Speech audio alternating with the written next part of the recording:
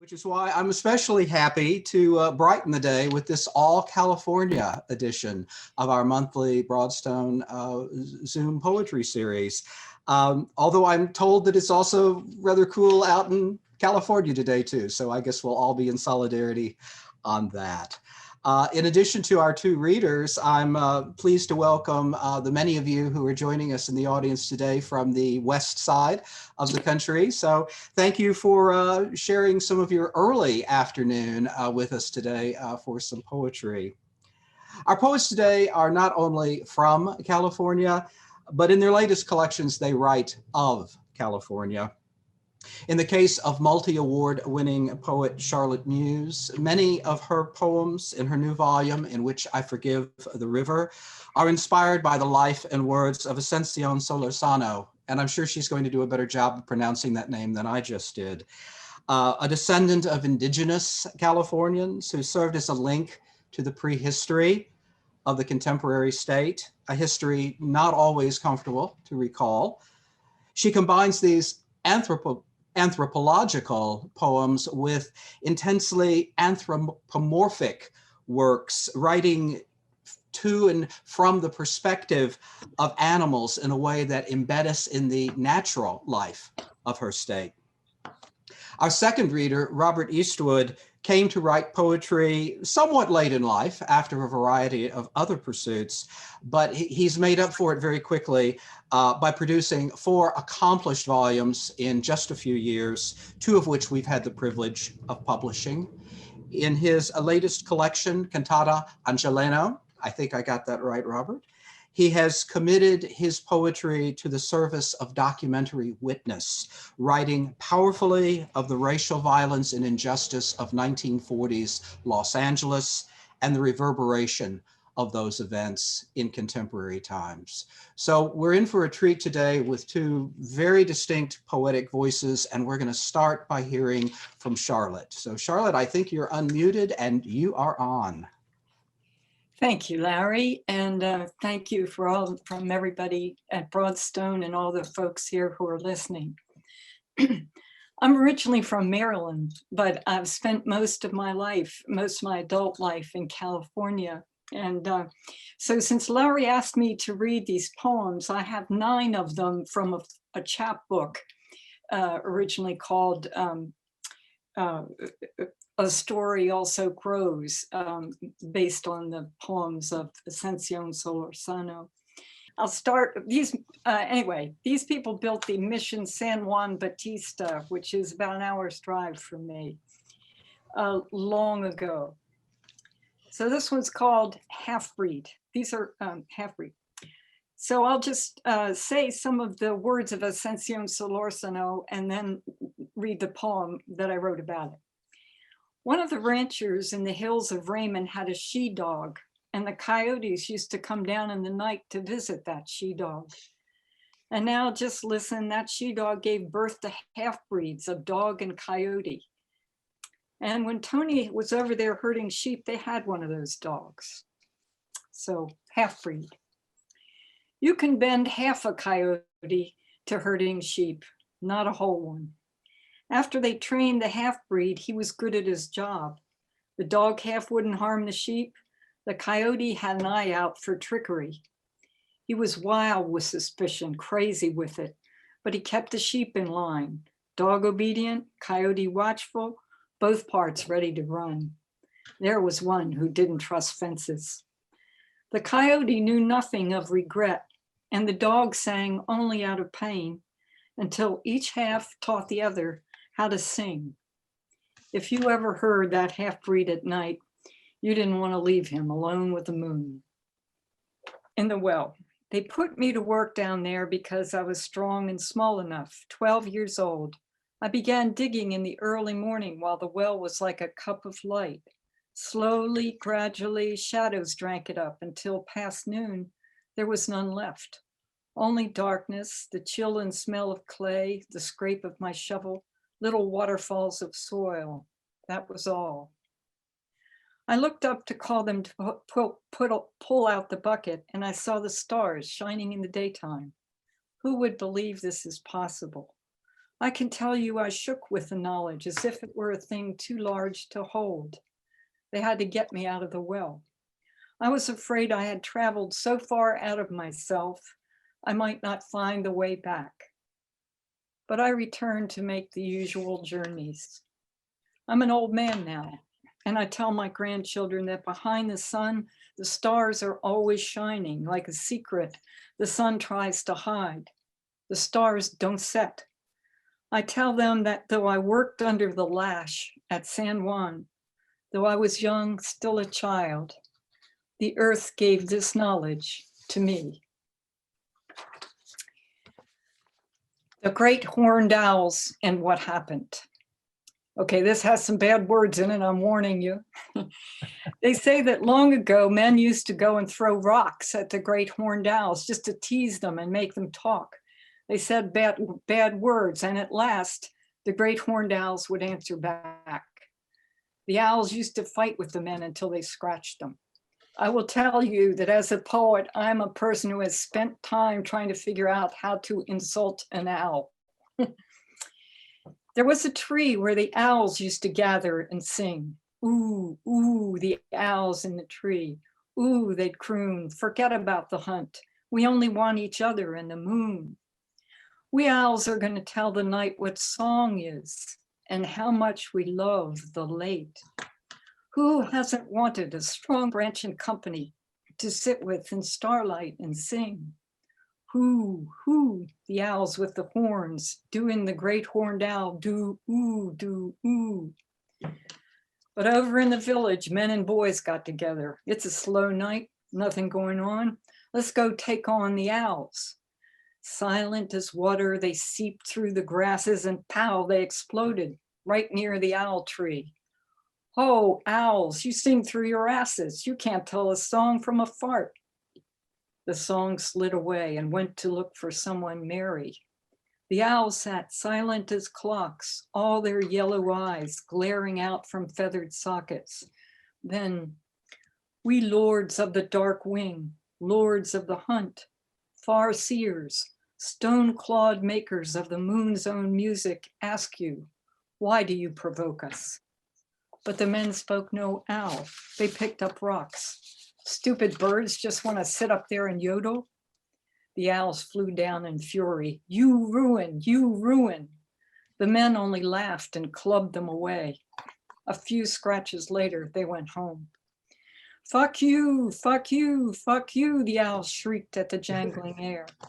They never came back to the tree. That song in that place is gone. But they bided their time until they got a man alone and swarmed at his face and killed him, then pulled out his eyes. That's what happens when. Who called the dark down? Was it already there, coming out of nowhere to dye the story black? Or does anybody know? I wish I knew. Someone who can tell a different story. Turning bear. A man that used to turn bear, they called Urima. No, they did not put on bear skins, the bear doctors did not. It was in the very fire itself that they used to turn into bears. And as soon as they finished, they would take to the country in order to kill animals or for doing damage. Ascension. Something of bear they wanted drove them to make a fire and dance until they were filled up with bear's ways, breathing with a bear's growl, hunched over with their stomachs loose. They'd let the drool run down. They didn't care. Some said they were thinking of what they could kill and others of how they would eat it. When the last part of themselves was gone and only bear looked out of their eyes, they'd throw themselves down on all fours and roll right into the flames. Their face bones melted to a hairy black-nosed snout with two black pebbles glittering above long teeth. The rest of the bear would grow from that. When they staggered at last out of the fire, mean from pain, everyone would back away. We tell the young people, you don't want to be a bear doctor, stay away from it. But you could see them trying to follow with their eyes the exact moment when someone turns bear. Nobody can see that. We can only point afterwards to the rows of claws, each a small knife, to the huge muscles and heavy fat, and say, look what they do. Rattlesnake. Some men were going around hunting and they found a big cave, and as they were entering it, they discovered a great rattlesnake coiled up, which had its face larger than the face of a cat. Ascension.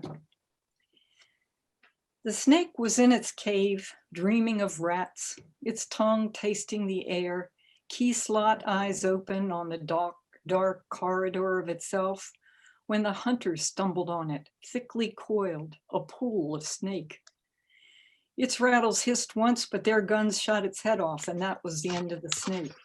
They cut off its rattles for a keepsake. The ants came looking, and the hunters left. Yet the sound it had made, a fierce blast of sand in an empty bucket, stayed in their ears, and they walked all night in terror, tramping out coils. The snake flattened in death and bled out its history. Out rushed the winters which once held it hostage, the summer mornings when it poured itself downhill to bask on a flat ledge. The sun's hand on its long, long back traveled warm like a train through a tunnel. Fast to strike, slow to swallow, the snake would eye whatever moved. Rattlesnake, I speak to your dust in homage, ancient one of the flat iron face, the ominous repose. Who but you could know so well the skin of the mountain? Who but you was its lover? La Brea. There at the pools long ago, there was a lake of pure tar. Once a bear was chasing an elk, and that elk gave a jump into the lake and the bear after him. Ascension. Not for me, Lord, the death of the elk. Sailing through the air past the bear like a diver who finds the pool empty, is made a fool of suffering. The lake of tar, which should have been water. I'd rather be the bear who spied the elk and harried it down. He at least had the breath of a choice to stop or jump in after, but he was single-minded. At other, bluer lakes, the elk escapes, kicking fast through the water and up the far bank, or else the bear catches him. These versions, too, are true. The question is, when death is in your path, what will you do? Keep your eyes on your escape or on your elk?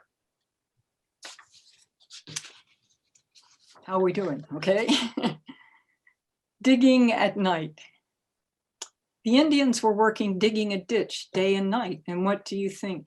Death was there too, working along with them with her head tied up. Ascension, Solarson. After the padre told them to dig a trench, they asked him how wide. But though he said it was for water, he measured himself head to toe and added 6 inches. And how long? Dig until I tell you to stop. And so they worked night and day on the trench. Back in the settlement, people groaned and vomited or lay naked with the pox while flies left eggs on their sores and the diggers dug the trench. They did not believe it was for water. The sounds of the shovel, that when blade hits earth, the thud of clods, they heard these in their dreams. When the woman first appeared, some said they had seen her among the houses, but no one knew her name. She would arrive each night with the rise of the Thule fog and the fall of dark. And how old was she? Who could tell, with her hair and her face wound with cloth? Out in the gloom, filled with cricket whir and twig snaps, coyote howls, small creatures hiding from owls, and the indifferent stars. She never spoke. The moon left her eyes alone. Those who saw her face said her eyes were slitted and her mouth wide open. She'd move her head slowly as a deaf person might, or whip it around like a spinning leaf, though you never felt a wind. It was said that she put her back into the work. spading deftly, flinging up soil, and now and then looking around her as if she were burying treasure. So just as a footnote, in the year 1812 alone, 1,179 Indians died of cholera and smallpox at Mission San Juan Bautista. They were buried in their blankets without coffins in a masked grave. On the last night of the world, the moon rose over the smoke of the dinner fire. My mother had made thick soup. Someone tipped hot rocks in to warm it and the steam rose up. If there was fresh meat, I don't remember. I would like to remember. My father hollowed out a stick for tobacco and smoked it with the other men. An owl hooted. Another answered. The oaks on the far mountains darkened and the stars came out. The moon watched with a half-closed eye.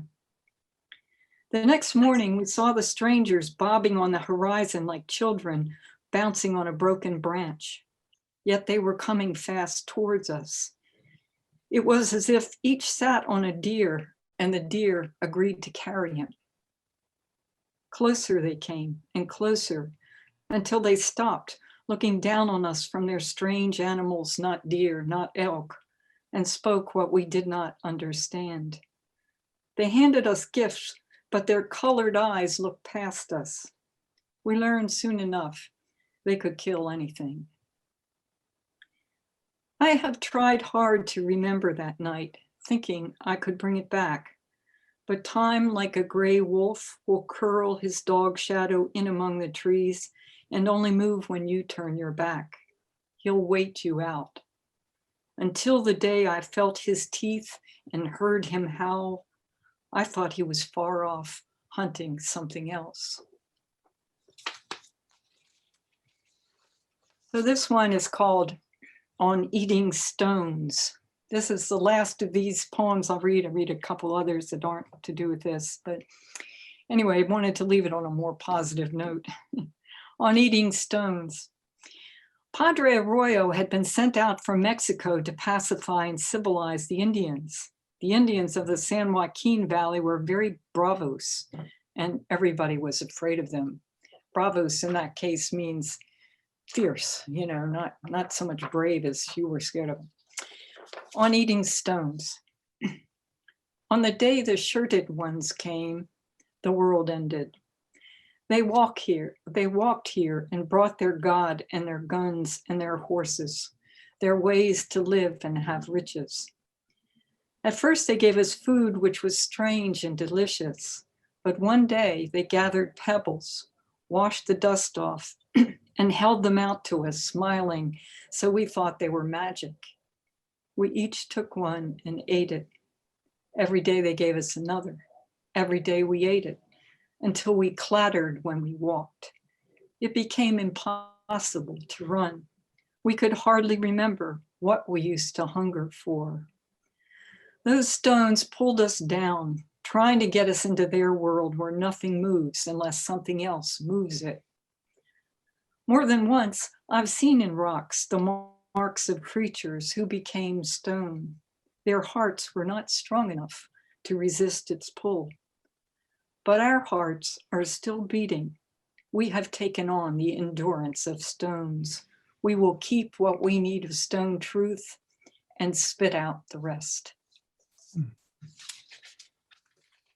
So now I'll read two more, I think. Mountain. This is somewhat about the country where all this is set, but anyway, mountain. Somewhere a mountain shoulders over a great plain. Animals cross it, only specks. A few decorative clouds, grasses, trees, and then the green, brown, white of the mountain. To travel far enough away to make the mountain disappear is to go to another place. A kind of love is pulled out of every watcher's eye. The mountain won't love you back, people say. To a man who lived in that country, dressing each morning in mountain colors, A time came when he thought he needed to be saved from looking at the mountain. Only rain forced his eyes away. He longed for loving kindness and for boundary, for what was small and would die before he did, for escape from the silent answer to his unshaped question. Who can put faith in rain? It's only water. But one morning, a drop on its way down is caught by a thorn and settles on that small claw. The man wandering notices. He gazes through the water drop, and there is the mountain, small and perfect, in the prism of water. Everywhere there are mountains, trembling on the ends of pine needles and grass blades, moving as the hairs of animals move until heat comes to take the freshness. All this sparkling, not warm like love, but like singing. The man rejoices, though he's weary of the mountain and the space it takes up in his heart. So I guess for the last one, I'll read In Which I Forgive the River. This is the title poem. On the bank where it pours clear over freckled stones, I want to sit and watch a leaf riding the surface, a fish patrolling the water road, downstream through sun glint and flash of the froth, on through the river of light, river of water, river of light. And I'll plunge in, trusting the river, which is not trustworthy, to be carried on its back, giving up my own motion to look at the unrolling sky, then turning like a log to stare down until I lose breath. Already I'm dissolving in the world. There's my death, cawing from a leafless branch and waiting for me to make a move it wants to notice. If you crush me against rocks or force me to breathe like a fish, I forgive you, river. I loved you anyway. Let me say that. So thank you. Oh, thank you so much, Charlotte. And I'm delighted that you ended with the title poem, because if you hadn't already chosen that one, I was going to ask you to read that. And I like the way your reading today was bracketed by the first poem and the title poem, because both of them strike me as writing about a willingness to let go, a willingness to dissolve into the world. And I also find that just so powerfully expressed in all of your writing about nature. And certainly the way you take us into Ascension's world, just take us, and she was writing of a deep time before her. We've got just a few minutes. Talk to me a little bit, talk to us about your relationship to Ascension's work, how you came to her, and how you feel it informs your poetry. Well, thank you. It actually, a friend of mine, Alice Cummings, who made the cover of this book, she did that photograph. She's a biologist and a naturalist, and she has a friend who also is a friend of mine, Eric Remington. He is a superb naturalist. He lives almost entirely on the land. And he knows it. Well, anyway, he gave me this unpublished manuscript of Ascension Solorzano's stories, and so I became fascinated. So I drove to San Juan Bautista, which is like an hour from here, and I went and had lunch at the Mission Cafe, not knowing that the Mutsun Indians run that cafe. And so I was sitting there and reading this manuscript and eating a grilled cheese sandwich, and the woman who was the waitress there was also a very important member of that tribe, and she said, what are you reading? And I told her, and she said, we're having what they call a big time. They were having dances, and would I like to come? And everyone was invited. So I said, sure, I would love to. That was another, in a week or something. So I went back. I was the only person there who wasn't the only non-Indian, I guess. I don't know why, but I got to see some dances and things like that. It was just a beautiful day. And anyway, so I used to sit down, I still do, when sit down at the bottom of a nearby creek that doesn't have water in it in the summer. And I still feel this kind of amazing connection to Ascension Solorzano. I met her grandson at one point. She had many children, and she died in 1930.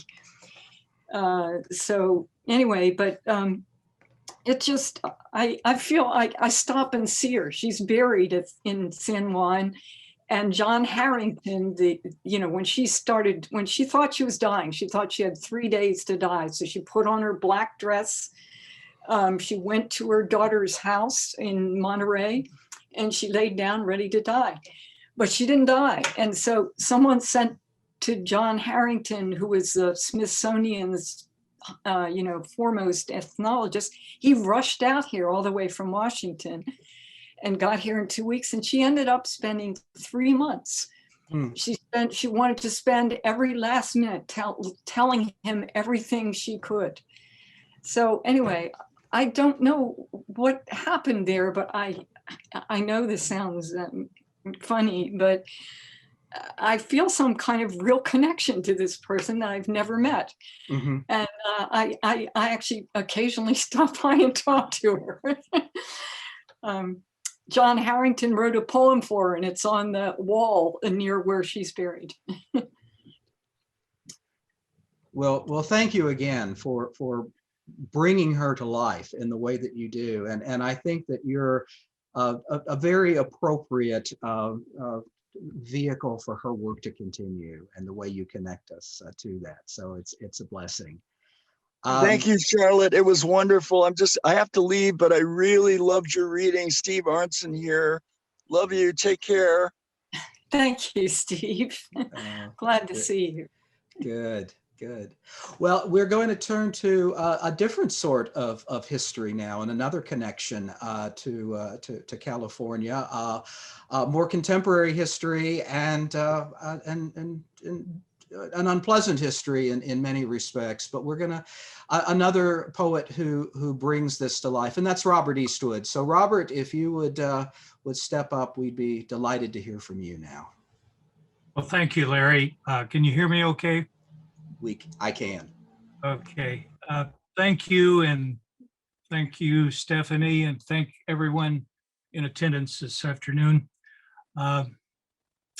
Before I start reading any poetry, I'd like to give you an idea of the structure of the book and some of the background. First of all, the title. A cantata, as many of you know, is a narrative in music. It consists of voices and instruments. But most importantly, it's a narrative. It tells a story. The title Cantata Angeleno, of course, is a resident of Los Angeles. And I thought the idea of this title was the representation of Los Angeles's story in a particular period. In this case, the period in the early 40s in which there was a tremendous amount of racial discrimination against Mexican Americans. The structure of the book is as follows. There's two major portions. There's the primero, which contains persona and erasure and found poetry, as well as lyrical poetry. And it undertakes to tell some of the history that is the foundation for the second part of the book. The second part of the book is basically fictional. It too is dependent upon narrative persona poems, but they are almost like lineated prose. I was much influenced by a novel that came out of Great Britain, although it dealt with Los Angeles in the 40s, and is a verse novel called A Long Take by Robin Robertson.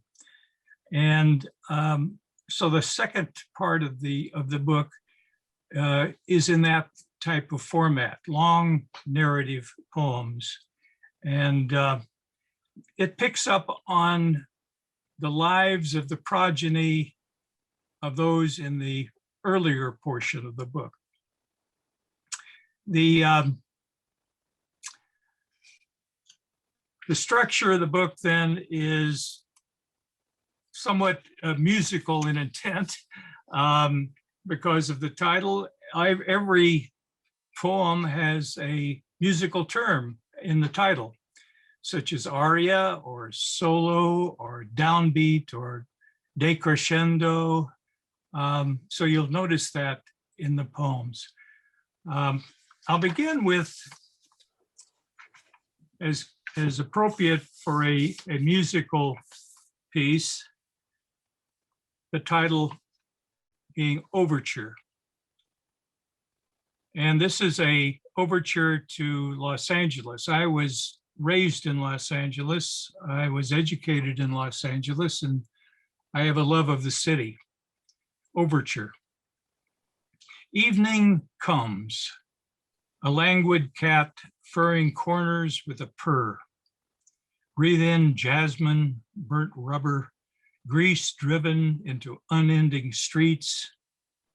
Eucalyptus, that feverish odor, hangs in the city of seraphs, city of enterprise, driven by sleek alcades in chrome caddies. Along curbs, sand grit swirls from cars crazy to get the next light. Labels, plastic lids, bags lodge in brambles. Mestizo fingers scroll edges of sidewalks. Under my nails, Santa Ana winds faint dust. On my tongue, bitter straw dung adobe.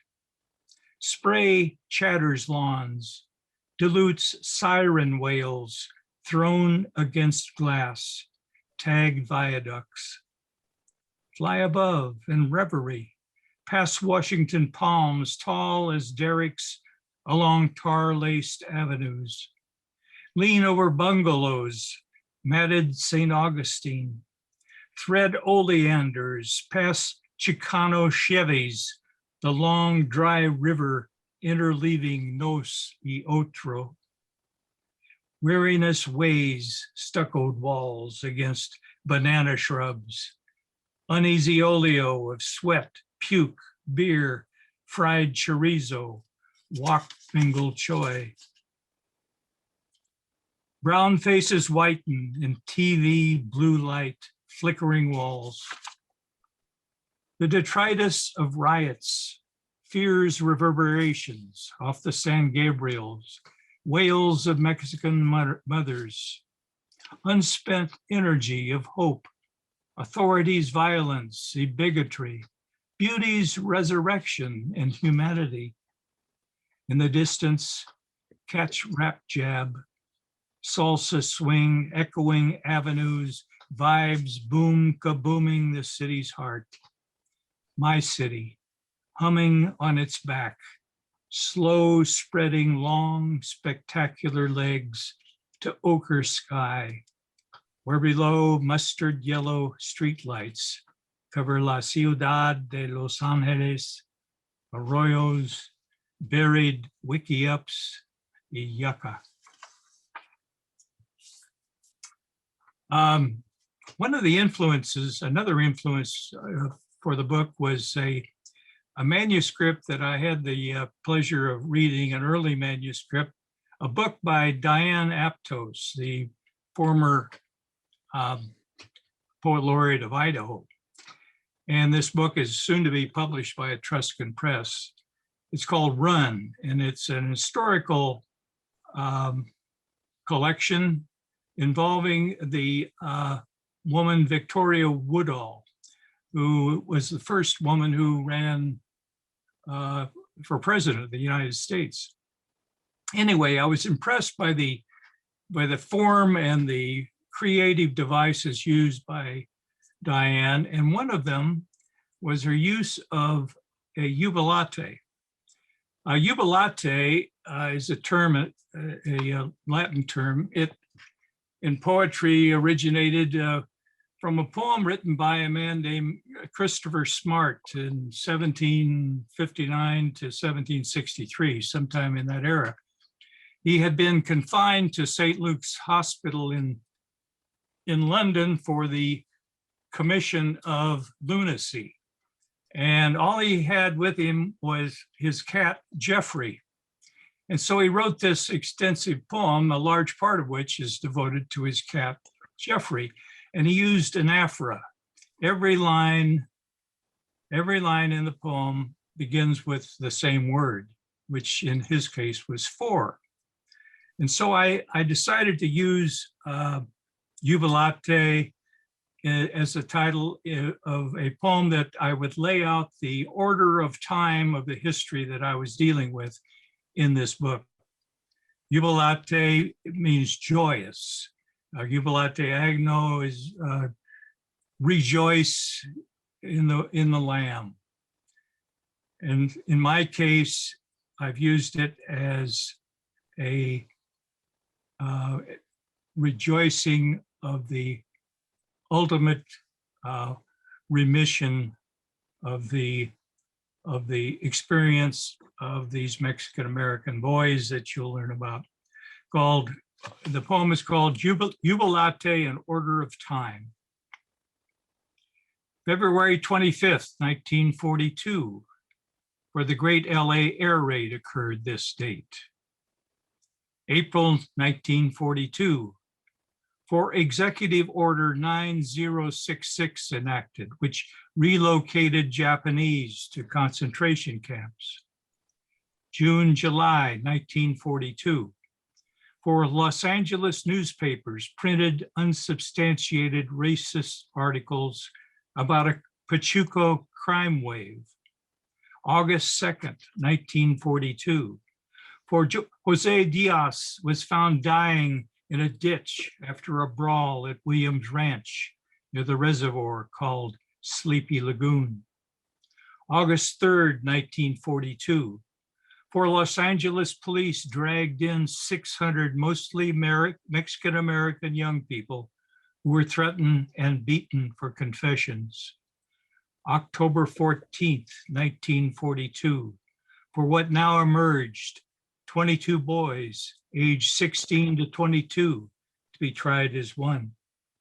April 12th, 1943, for the jury and Judge Frick announced the verdict and sentences.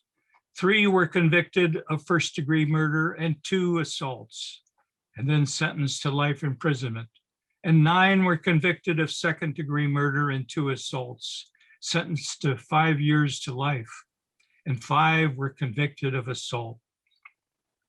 January 1943, for having considered the verdict of travesty, the Sleepy Lagoon Defense Committee was formed, composed of labor unions, movie stars, and Mexican-American progressives.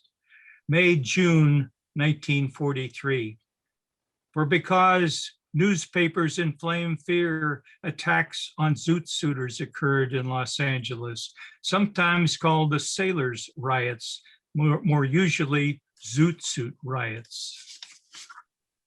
So November 1943, for firstly, having done their work diligently, the Sleepy Lagoon Defense Committee filed a 508-page appeal with the Second District Court of Appeal. May 15th, 1944, for secondly, lawyer Ben Margolis of the Sleepy Lagoon Defense Committee made a brilliant oral argument to the appellate court. October 4th, 1944, for ultimately there was justice. By unanimous decision, all the boys' convictions were reversed by the appellate court. 1945 to 2019. For nonetheless, the Mexican-American boys, their families, and their progeny carried scars that would not heal, and bigotry still smolders, has not been doused. The Sleepy Lagoon murder occurred at a ranch in what was then unincorporated Los Angeles. It's now called Bell, California, and it's made up of there's no reservoir anymore. It's tilt up light industry. But at that time, it was a ranch, and there was a reservoir on this ranch, a pool of water surrounded by eucalyptus trees. The Mexican-American kids could not use the swimming pools in the Los Angeles area, so they went to this reservoir, and they designated it the Sleepy Lagoon pool. Sleepy Lagoon was a popular song in the early 40s in Los Angeles, and one that always fascinated me when I was a boy. This poem is called The Lagoon Melody. If it weren't for eucalyptus trees shading the reservoir, if you have a song in blue, you'd leave it to Herefords, coyotes, irrigation ditches, dragonflies, like a flower crying for the dew. Cornfields, crows, the trees make it a lagoon. That was my heart serenading you, my prelude to a kiss. A tropical lagoon. Leaves from the trees dance in the breeze and float on the ripples. At night after you drive, if you hear a song that grows from my tender sentimental woes along Williams Ranch Road, you're under stars. A star on high falls out of the sky and slowly grows dimmer. You hear Harry James in the air, cool breezes blow away stink of rendering and incinerators heavy in the heat. Though it is a simple melody with nothing fancy, and you love the lagoon, and it's where you come with your girl, deep in a spell, or bring beer and laugh and swim with amigos. Nothing much you could turn to a symphony. Maybe think everything's right. The job, if you have one, ain't bad. Wear zoots with the guys. Oh, how my love song gently cries for the tenderness within your eyes. No cops, nobody, nowhere, just a sleepy lagoon. It will haunt you forever.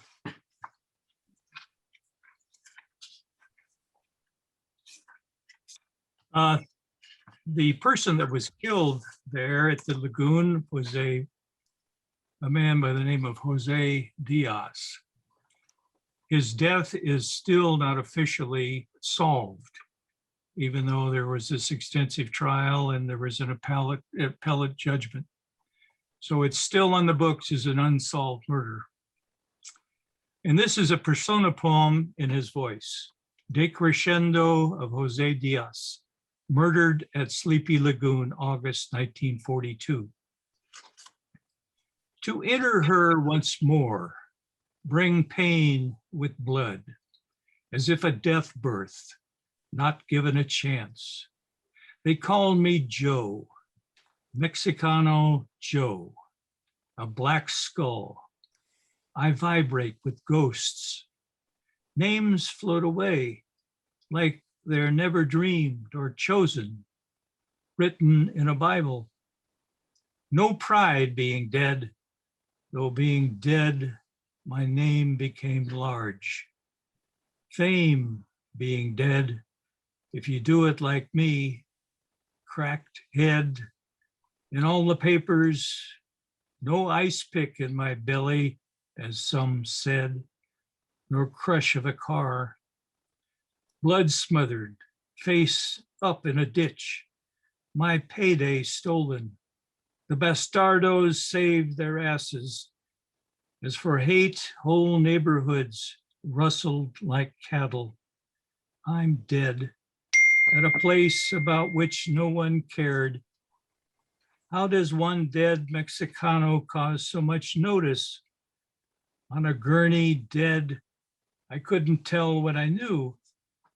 Their way, beat zoot suitors till you get what you want.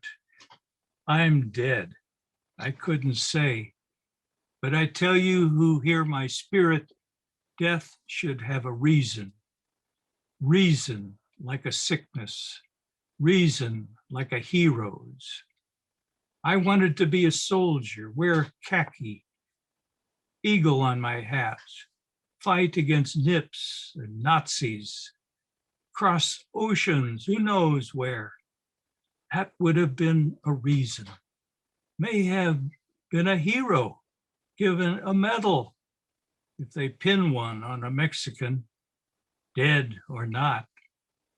I'm dead, and being dead, I reach for words with no tongue. I vibrate with ghosts.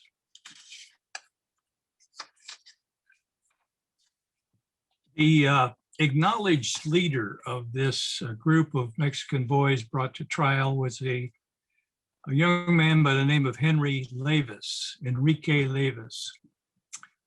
And because of his leadership, he sort of stuck out and he was given the most serious sentence of the bunch. This poem is about Enrique Levis, his bitter chords.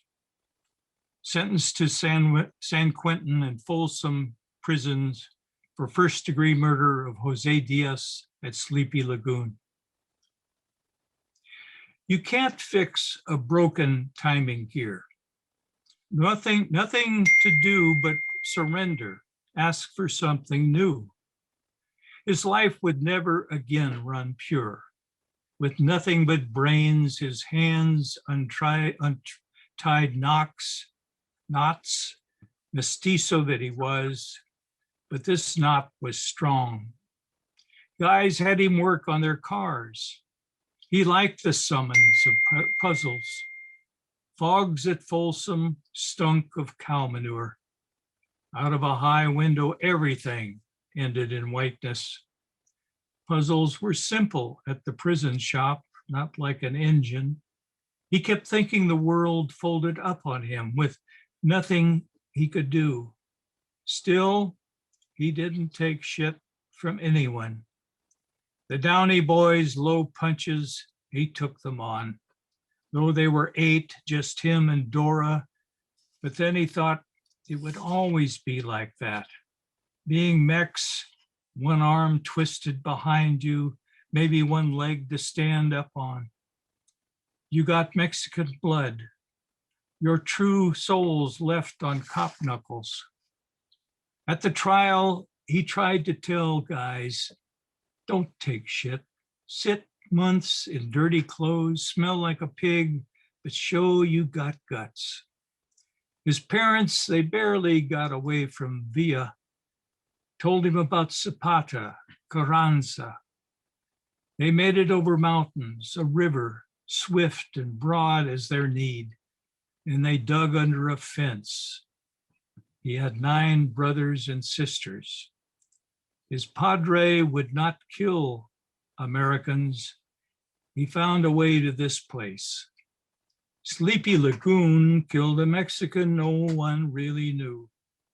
No one that dark night, but Mexicans, each in a private in-between, them and us. Thousands are out there and here, willing to climb a fence, dig.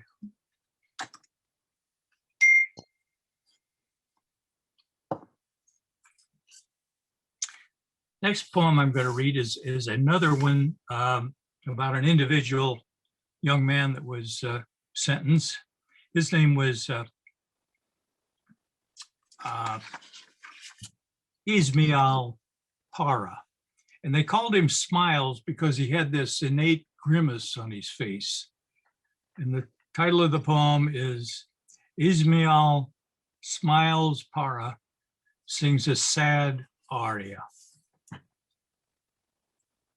I could sing a Mexican song my parents brought from Durango. I could number myself 5th of 10, dum-de-dum. One hot day I was born in Superior, Arizona. In an old Ford, they brought me to 38th Street, dum-de-dum. Everyone call me Smiles, dum-de-dum. I can't help my goofy face, my stupid face. I did some schooling at Jefferson High, then grunt work for the CCC, dum-de-dum. Before the war, I made $6 a day, Gillespie furniture, put knobs on bedposts, stole a kid's bike once. It was there on his lawn. His mom called the cops. I was 13. I was just 13 when I learned the deal. Cops held me overnight. Cold cement, dum-de-dum. They picked me up again, walking to my girls. On suspicion, they told me. I wore a zoot. Held me for 3 days. Didn't tell mom either. Broke my nose that time. Picked me up 3 times when I was 18. For no reason, no reason. Dum-de-dum. Said it was assault. Their word for a fight. Dum-de-dum. Jailed me for 12 days. Took my bucks. Charge dismissed. Dum-de-dum. No evidence. But the Lagoon case, when all us boys stunk so long, I hated myself. I was convicted of 2nd-degree murder. What are the degrees in murder? For Joe Diaz, dum-de-dum. They read out 5 years to life, me standing there like a tonto. At Q, the worst, dum-de-dum. Crazy, so fucked up. Finally let us out in 44, but never the same, me and the others, dum-de-dum. Had a head sickness, couldn't remember shit. After a while, dum-de-dum. A sorry dying at 82. Don't know where, when I knew nobody. Nadie. Back after the trial in the papers, they put what I said, dum-de-dum. If the jury or the judge had been there to witness what really happened, we would never have been convicted. I say this because I know. Back then in 42, I knew stuff, lots of stuff. My kids, they know nadie. Dumb.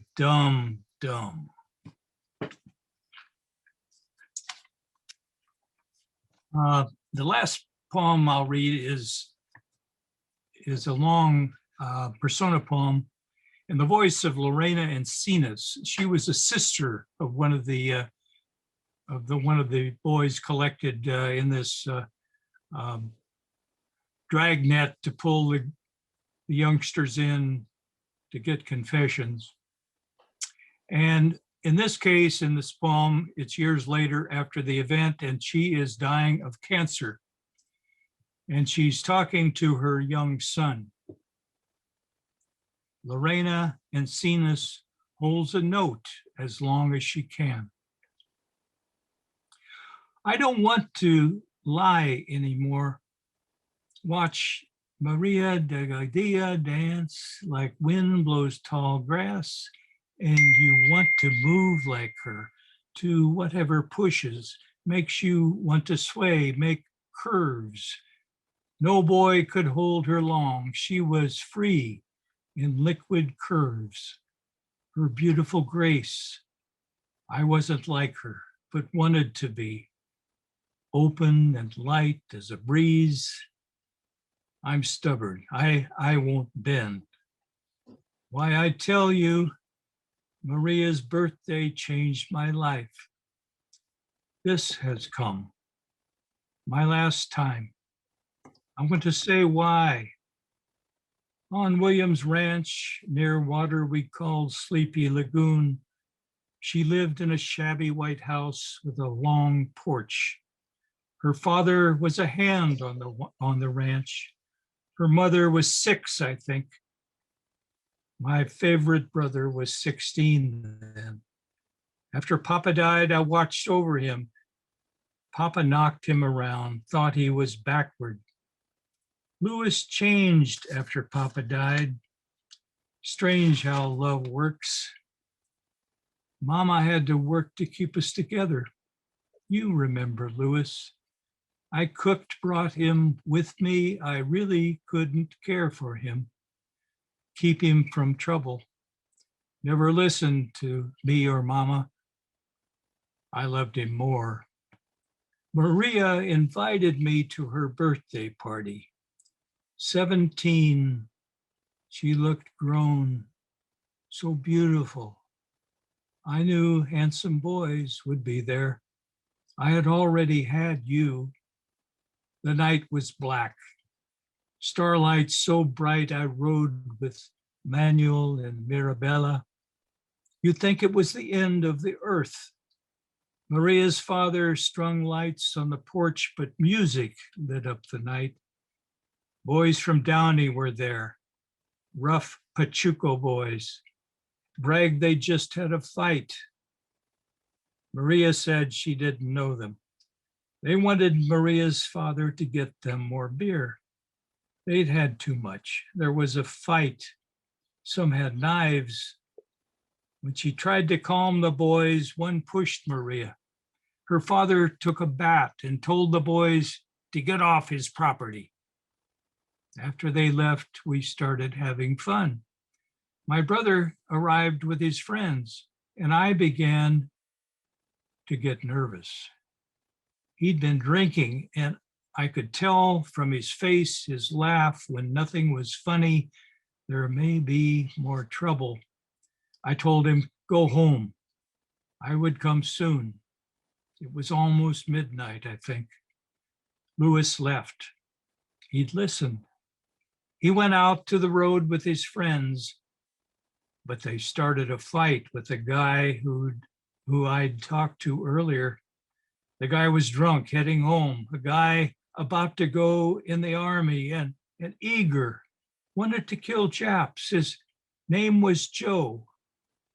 I saw Louis pick up a 2x4 board and hit Joe on the head. Then he fell.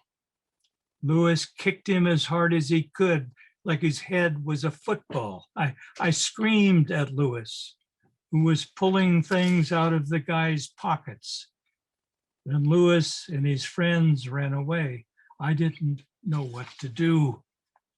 I knew Joe was hurt real bad, but Louis was my brother. It wasn't long before Henry Lavis came with 5 or 6 others. He yelled, "Where are the Downey boys?" They had beat him at Andorra at the Lagoon. Mr. Delgadillo told him they were gone, and Henry should go too. Henry had brought his boys to fight, and so he had to. There was a brawl. I went out to Joe on his back in a ditch by the road. His head was bloody, his ears, his nose, he couldn't talk. I ran away. I don't know how I got home. I never told them anything at the trial. They'd let Louis go. He told them a story they believed. Cops don't usually believe Mexicans. Louis could charm a snake. They sent me to that horrible place for girls in Ventura because I wouldn't talk. You were a baby. I left you with Mama as if she didn't have enough.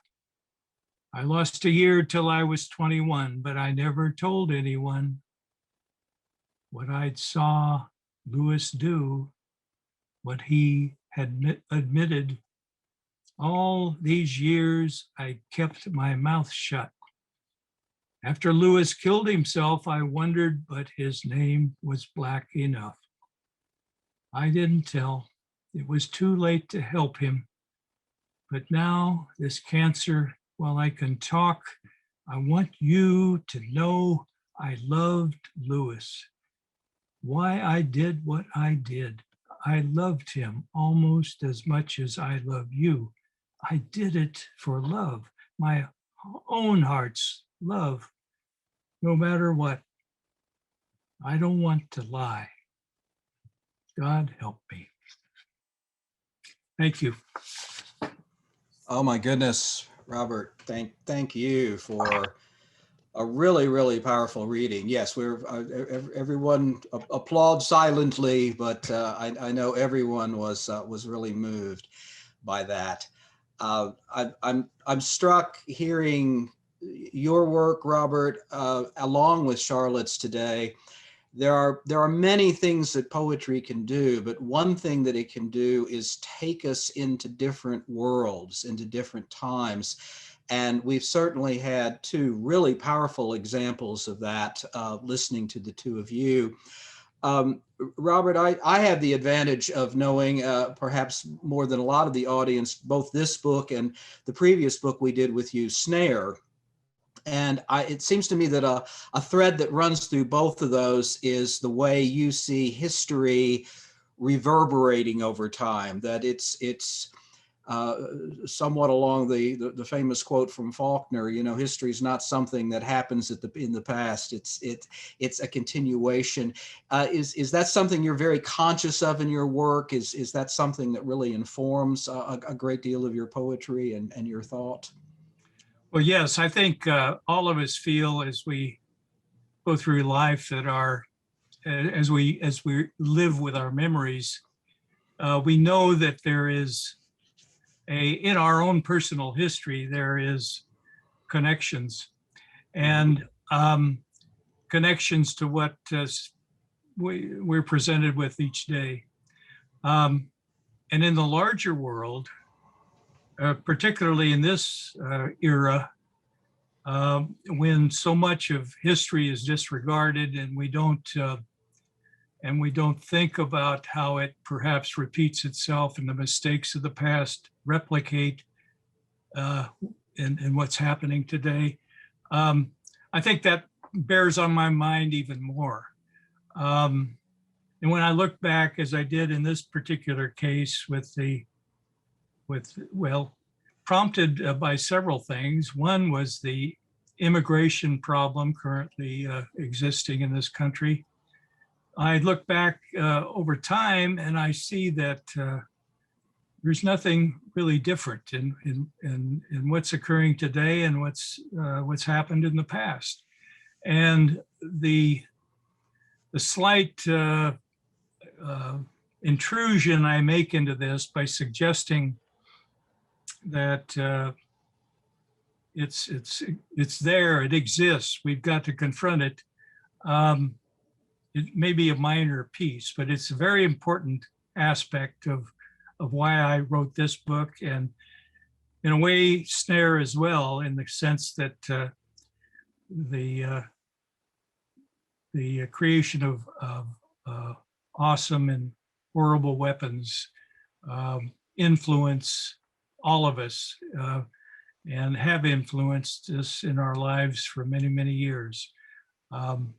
So yes, history is a very important thing that I bear in mind. And like I say, it's prompted in many ways by my own view that my history, my memories have built me. We stand on the shoulders not only of past poets, but we stand on our own past years, and we build from that. Indeed we do. I was really glad that you began your reading today talking about the structure of the book, the cantata structure. I have to ask, just from a practice sort of view, So which came first? Did you have that structure in mind as you began the creation of the poems, or did the poems themselves suggest a structure? Sort of I think it's always interesting, particularly as poems come together to make up a collection, that dynamic of how they choose their forms. So can you talk a little bit more for all of us in the audience who are interested in craft, can you talk a little bit about the relationship of these poems to that cantata form? Well, let me start with a play that really influenced me, that had sort of the seed of this book embedded in it, and that was Louis Valdez's play Zoot Suit. Mm-hmm. And I saw that play, and I later read the play. I saw that play in the 60s, and there was a very, Louis Valdez created the language in that play in a very rhythmical way. And I think he was attempting to resemble the meter and lyricism of the Mexican-American language and the people that used it. There is a lilt, and there was a music that came out of the play in the language I heard. And that the whole Mexican experience in the Sleepy Lagoon murders fascinated me, and I read a great deal about everything I could find on it, and it became clear to me that it was a story, a narrative I wanted to represent. And the idea of a cantata is, as I said earlier, is a narrative that has this beauty of music and voices. And I write a great deal in the persona format. I try to go into the body of the person I'm writing about and try to reflect their feelings and thoughts. And of course, employing the limited tools I have as a poet, hoping to make music there, it all came together with this idea of a cantata, and a cantata that spoke to the experience of Angelenos. Thanks so much for those insights just into the craft of your work, Robert. There's a great intentionality to your writing that I think all of us who are interested in poetry can respect when they read your words. We have a few minutes this afternoon. If there's anyone in the audience who has a question or a comment for either Charlotte or Robert, we'll try to do some traffic control here, but I'll invite you now if anyone wants to unmute and ask a question, and hopefully we won't have everybody jump on at one time. But is there anyone who has anything they'd like to say or ask? I'd like to ask Charlotte if she's thought about writing a poem to Ascension, to the woman herself. You mentioned talking to her, you mentioned going down, and it almost brings tears to my eyes to think about, your thoughts and feelings about her. So I'm wondering if you've written to her, if you've written a poem to her. I mean, I know it's all a tribute to her, but like you said, that guy left a poem, or there's a poem by her gravesite written by this ethnologist, but I have a feeling you know her better. Mm-hmm. Yeah.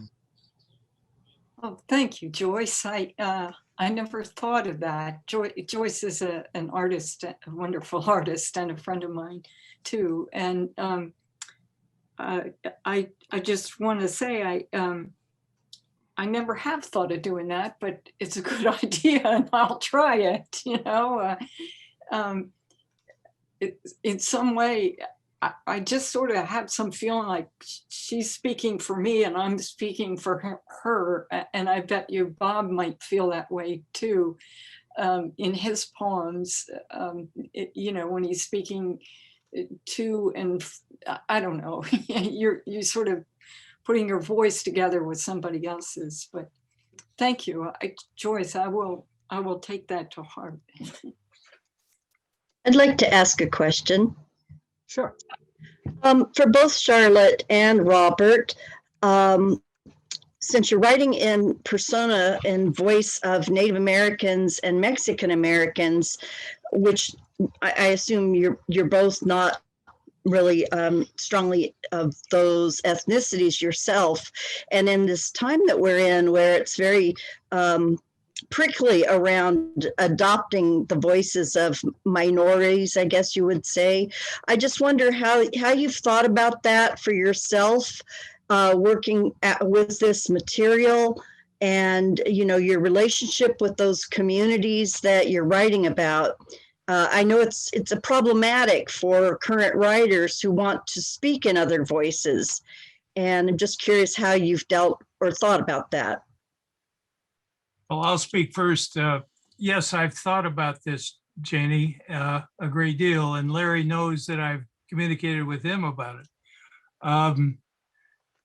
And I've shared the manuscript with several poets who were very concerned about how I'd taken on the voice of other ethnicities.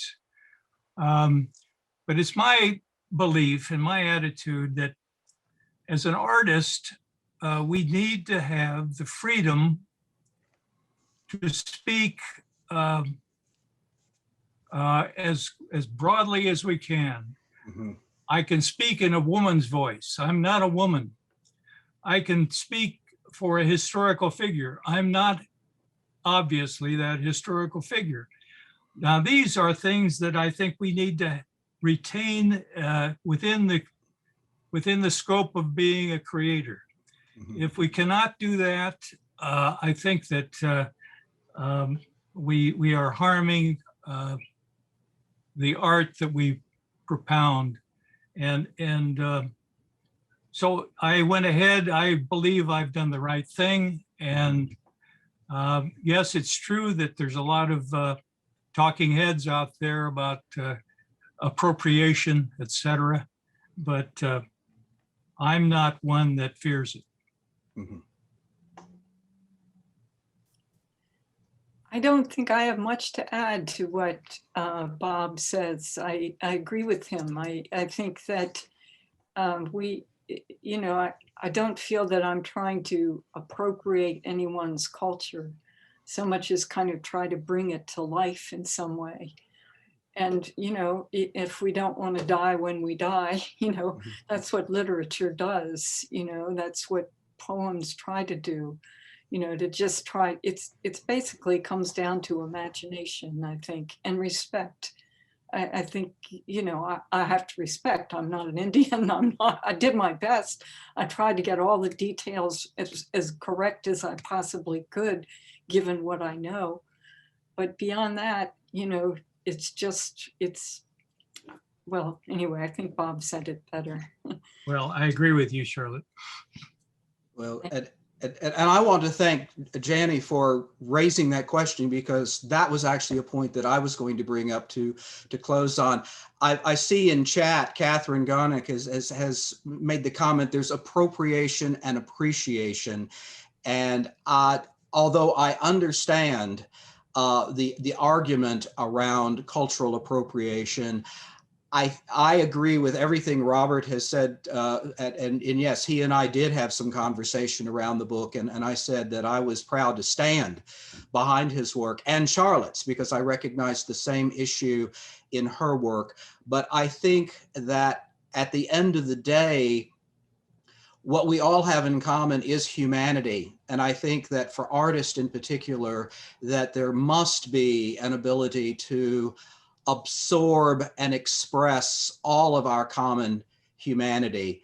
And I'll bring us to a close today by just thanking again both of these very powerful writers, taking a line from one of Robert's poems about vibrating with ghosts. I mean, both of your works, Charlotte, Robert, you have animated the ghosts of history, whether it's Ascension or more recently the unfortunate history of 1940s Los Angeles. And thank you for all of us who love words and love history for animating those ghosts and for your words vibrating for us today. So let's all again clap our hands for Robert and Charlotte for being with us.